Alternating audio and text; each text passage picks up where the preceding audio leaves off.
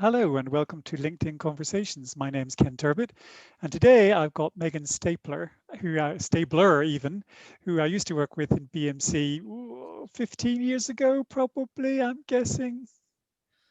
Yeah, probably. I Yeah. was there 2003 to 2010. So yeah, I reckon probably around 2005 onwards, something like that, I was there. So hmm where are you now? So I am currently at a company called Big Commerce, which is a e-commerce company. For those who think of Amazon as a marketplace, we're an e-commerce company that lets businesses of all sizes. So companies that are like your Ben and Jerry's or your Skull Candies or small entrepreneurs, all the way up to big companies that include companies like Ted Baker and others Oh, there in the wow. UK, sell their products online and Okay. also through a marketplace like Amazon or Facebook shops or Instagram. Oh, fantastic. And is it privately owned or equity? We were we were privately owned. We were what we called a startup, Yeah. but an old startup. We've been around for about 10 years, and then in August of 2020, we took the company IPO.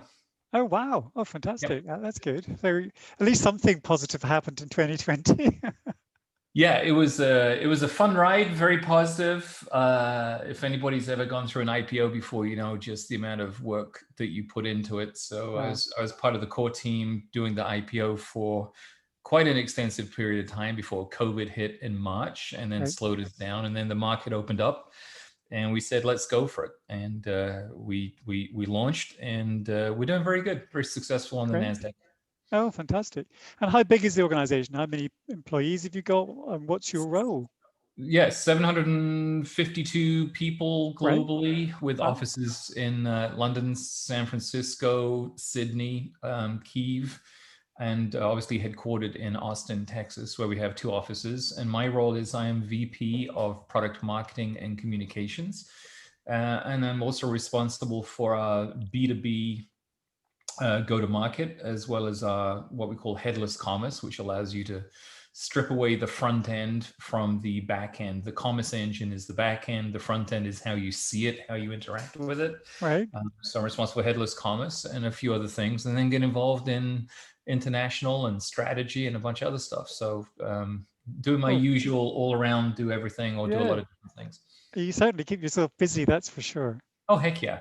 Yeah. What would life be without being busy, right? Especially in COVID, where Well, you're just stuck behind a Zoom like this one. exactly. Have you been locked in at home most of the time, or have you been able to go to offices, or what's the No, situation over there? we locked down in March.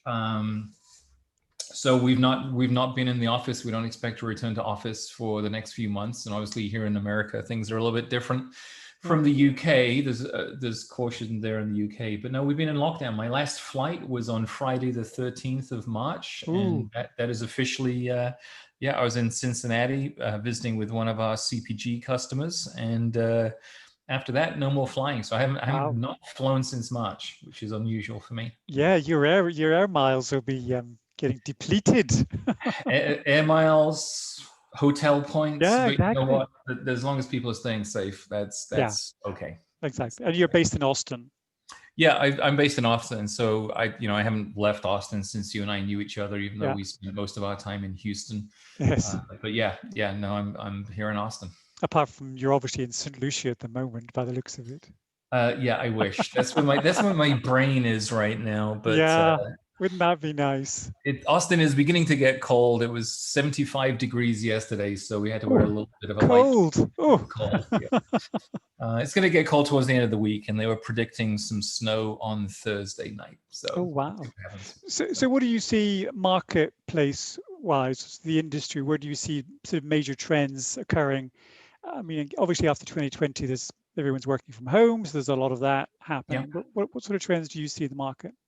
Well, obviously, I'm in the e-commerce business, so it's very different from what you and I were Yeah, in the sort of ITIL world yeah, and enterprise software and stuff. You know, for us, it's booming. It's a market where trends and habits are becoming the norm. yeah, So when people were forced to adjust because of COVID hitting, because of lockdown, because of social distancing, Yeah. the inability to go into a store. They pivoted to the shop at Online. home, stay at home, right? Yeah. And so expectations changed. Yeah. And the expectations were, particularly here in the States, 2-day delivery. I can shop from my iPhone, my tablet, my laptop.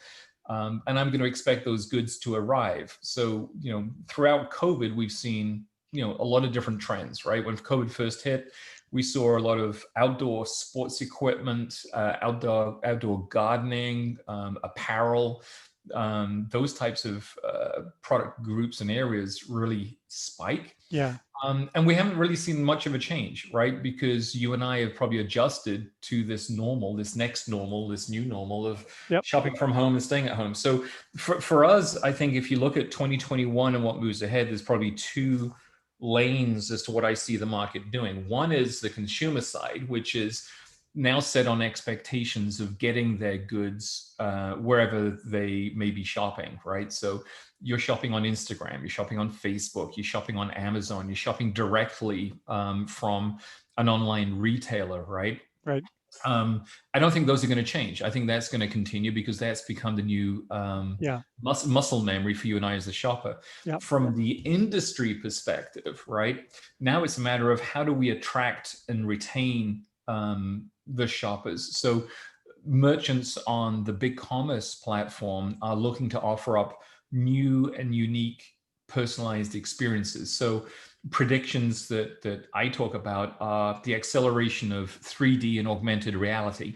And we're not talking about the big goggles that you put on. We're talking about somebody taking their, whoops, there it is on video, that taking their mobile device and looking for the latest kitchen appliance and being able to see it when they search for it, but also place it in the augmented reality of their home or their kitchen, right? Yeah. So Yeah. I think that personalization is changing. That's not just true in the B2C side, but it's also true in the B2B world, where somebody is a shopper looking for 10,000 widgets.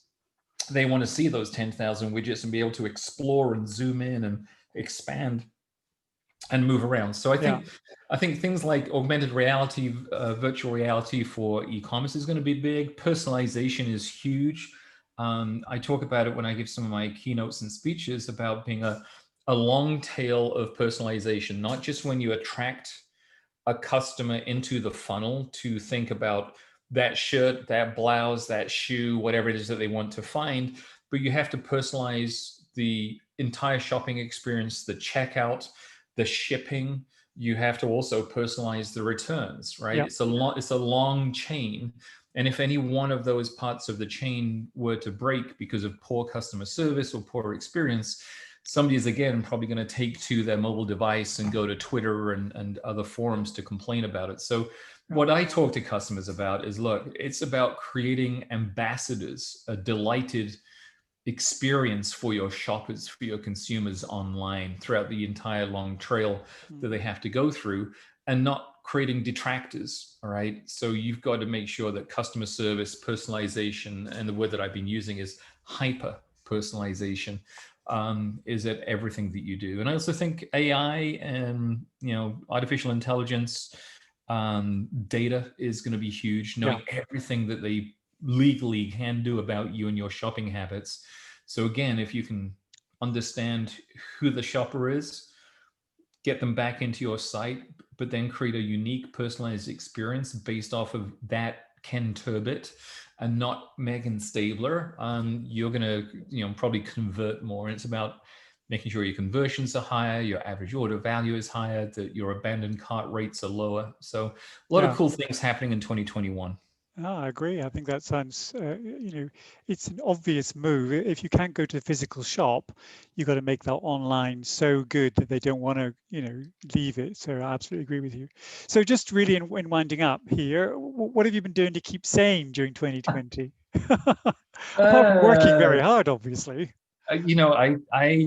I enjoy reading. I have an 8-year-old that I share with my ex. So that keeps me That alive. keeps you busy.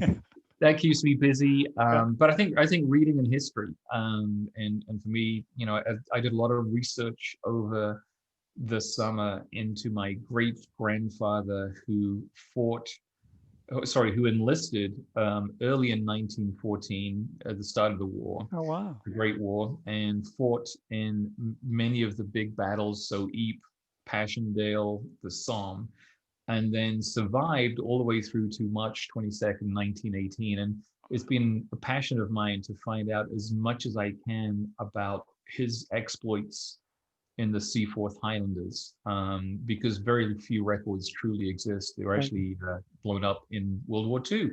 Ah, And so a lot of the real records were lost, but I've actually got it down now to probably the three or four square meters as to where he lost his life in wow. France. And I qualified everything with a wonderful historian who's on the BBC there in the UK called Jeremy Banning, Right. who went out and verified everything that I'd found. And so I'm looking forward to post-COVID, post-lockdown, post Yeah, when we can travel, yeah. coming back over to Europe, where I was born, going to France and going to his grave, which is marked there, but also going to the field and to roughly the exact spot where Wow. he died in March 22nd, 1918. Yeah, So that's been part of my fun journey, is putting together this binder of, trench maps, yeah. battalion diaries, and everything else. But that's really interesting, especially from a personal point of view, to find that out, historically and personally from your family. It's fantastic. Yeah, Well yeah. done, you. Thank Okay, you. well, thank you very much for your time today. I'm sure we'll do some more of these as time goes through. And for those of you who are listening, if you want to carry on, you can subscribe and catch up with the next interview that I do. Thank you for joining. Thank you, Ken.